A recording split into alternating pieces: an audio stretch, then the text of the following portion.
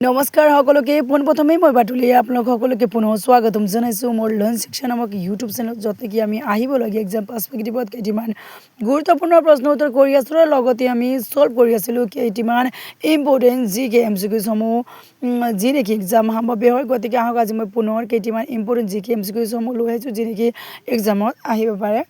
গতিকে আহক ষ্টাৰ্ট কৰোঁ। হৰপ্পা আৱিষ্কাৰ হৈছিল 1921 চনত, মহেঞ্জোদাৰো আৱিষ্কাৰ হৈছিল 1922 চনত। আৰু এই আপোনালোকৰ প্ৰশ্ন আহিব এক্সামত যে হৰপ্পা আৱিষ্কাৰ কেতিয়া হৈছিল 1921 চনত আৰু মহেঞ্জোদাৰো আৱিষ্কাৰ হৈছিল 1922 চনত।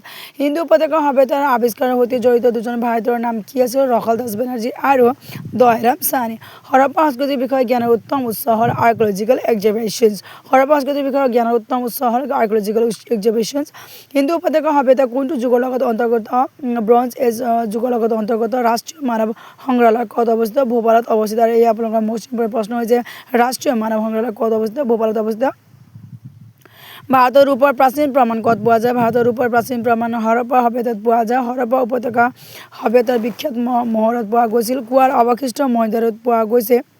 মহেঞ্জোদাৰোৰ স্থানীয় নাম কি হয়? মহেঞ্জোদাৰোৰ স্থানীয় নাম হৈছে মৃতঘাটে টিলা, মাউণ্ট অফ ডেড। আৰু এয়াও আপোনালোকৰ মোষ্ট ইম্পৰ্টেণ্ট প্ৰশ্ন হৈছে মহেঞ্জোদাৰোৰ স্থানীয় নাম কি হয়? মৃতঘাটে টিলা, মাউণ্ট অফ ডেড। কেতিয়া ইউনেস্কোৱে মহেঞ্জোদাৰোক বিশ্ব ঐতিহ্য ক্ষেত্ৰ হিচাপে ঘোষণা কৰে? 1980 চনত। আৰু এটি মোষ্ট ইম্পৰ্টেণ্ট প্ৰশ্ন হয় যে ইউনেস্কোৱে কেতিয়া মহেঞ্জোদাৰোক বিশ্ব ঐতিহ্য ক্ষেত্ৰ হিচাপে ঘোষণা কৰে? 1980 চনত। ভাৰতত হিন্দু উপত্যকা সভ্যতা ক'ত অৱস্থিত? লোথালত অৱস্থিত। ভাৰতৰ হিন্দু উপত্যকা সভ্যতা লোথালত অৱস্থিত। ধান খেতিৰ প্ৰমাণ ক'ত পোৱা গৈছিল? ধান খেতিৰ প্ৰমাণ লোথালত পোৱা গৈছিল। ভাৰতৰ হৰপ্পাৰ আটাইতকৈ ডাঙৰ স্থানৰ নাম কি হয়? ৰাখিগড়ি হয়। হিন্দু উপত্যকাৰ লোকসকলৰ লগত বাণিজ্যিক সম্পৰ্ক কাৰ লগত আছিল? হিন্দু উপত্যকাৰ লোকসকলৰ লগত বাণিজ্যিক সম্পৰ্ক কাৰ লগত আছিল? মেছপটেমিয়াৰ লগত আছিল। চিলিয়ে হৰপ্পা সভ্যতাৰ বাণিজ্যিক আৰু অৰ্থনৈতিক বিকাশৰ ইংগিত দিয়ে। আৰু এয়া আপোনালোকৰ প্ৰশ্ন আহি পাৰে যে হৰপ্পা সভ্যতাৰ বাণিজ্যিক আৰু অৰ্থনৈতিক বিকাশৰ ইংগিত কিয়ে দিয়ে? এনেধৰণৰ প্ৰশ্ন এক্সামত সুধিব পাৰে। গতিকে চিলিয়ে হৰপ্পা সভ্যতাৰ বাণিজ্যিক আৰু অৰ্থনৈতিক বিকাশৰ ইংগিত দিয়ে। হিন্দু উপত্যকাৰ মানুহৰ পিকটোগ্ৰাফিক লিপি আছিল। আৰু এয়া আপোনালোকৰ প্ৰশ্ন এনেধৰণৰ আহি পাৰে এক্সামত যে হিন্দু উপত্যকাৰ মানুহৰ লিপি কি আছিল? পিকটোগ্ৰাফিক লিপি আছিল। হিন্দু সভ্যতাৰ কোন ঠাইত মানুহে পানী সঞ্চয়ৰ কৌশলেৰে পৰিচিত আছিল? ঢোলবিৰা।